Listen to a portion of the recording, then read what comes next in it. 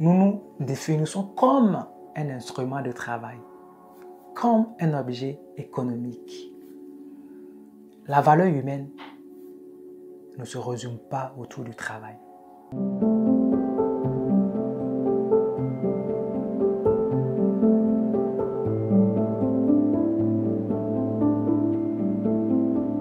Quelle est la raison de votre existence? Pourquoi vous êtes ici sur cette terre? Est-ce que vous avez été créé pour le travail? Bienvenue sur Penefav Institute. Je suis votre serviteur Ekidia Kassi. Sur cette chaîne, nous partageons ce que nous pensons, ce que nous sommes, ce que nous faisons et ce que nous avons avec vous, afin de permettre de savoir qui vous êtes véritablement, mais surtout de quoi vous êtes capable, parce que vous pouvez tout être, vous pouvez tout faire et vous pouvez tout avoir. Il n'y a aucune limite. Et bien, s'il y a une limite, comprenez très bien que c'est vous qui l'avez créée dans votre esprit. Aujourd'hui, malheureusement, mais avant tout, chers amis, je vous invite à m'écouter attentivement et j'aimerais qu'à la fin, qu'on médite sur ces questions que nous allons nous poser durant ces quelques minutes que nous allons passer ensemble. Beaucoup pensent aujourd'hui qu'ils sont créés alors qu'ils sont sur cette terre pour travailler, donc uniquement pour le travail, pour chercher de l'argent. Et je pense que vous avez aussi l'habitude d'entendre ça autour de vous, cherchons l'argent, comme si c'était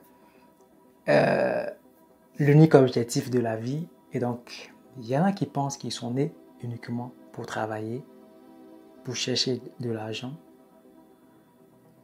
se construire une très belle maison, s'acheter une très belle voiture et si possible après assurer sa retraite. Et du coup, ceux qui n'arrivent pas à atteindre ce niveau se culpabilisent. Écoutez, l'humain n'a pas été créé pour le travail. L'être humain n'a pas été fait pour le travail, mais c'est plutôt le travail qui a été fait pour l'être humain. Ce que nous devons chercher à faire, c'est de chercher à savoir la raison de notre existence. Pourquoi nous sommes ici bas? Pourquoi nous avons été créés? Quelle est la raison de notre existence? C'est sur ces questions que j'aimerais que vous passiez du temps à méditer. Parce que la société a toujours tenté de nous faire croire que nous avons été créés pour le travail. Qu'il faut travailler, qu'il faut travailler, qu'il faut travailler, qu'il faut travailler. Et donc, dans notre esprit, nous nous définissons comme un instrument de travail, comme un objet économique. La valeur humaine ne se résume pas autour du travail. Je vous invite, chers amis, vous qui m'écoutez, vous qui me suivez, à vous poser la question. Quelle est la raison de mon existence? Beaucoup prennent des résolutions en début d'année, comme toujours, et ces résolutions, ces décisions échouent, tout simplement parce que, écoutez, c'est parce que vous trichez. Vous trichez parce que vous copiez sur les autres. Vous prenez des résolutions et des décisions qui ne viennent pas de vous.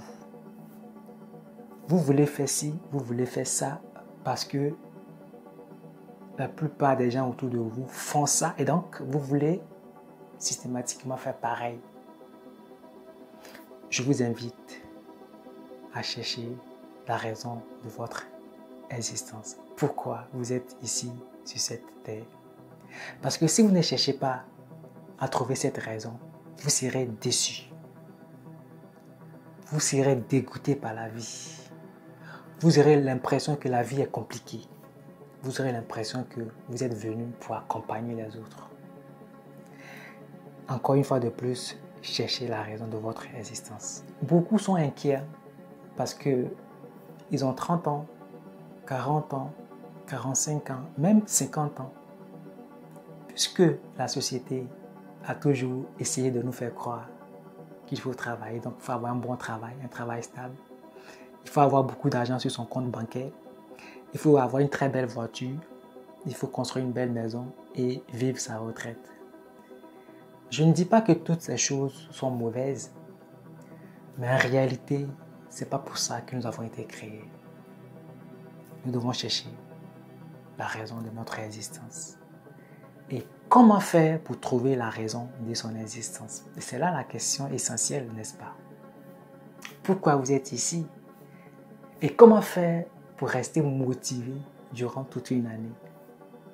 Parce que là, nous n'avons pas encore achevé le mois de janvier 2023, mais il y a beaucoup de résolutions qui ont été prises, qui sont en train d'être mises dans les oubliettes.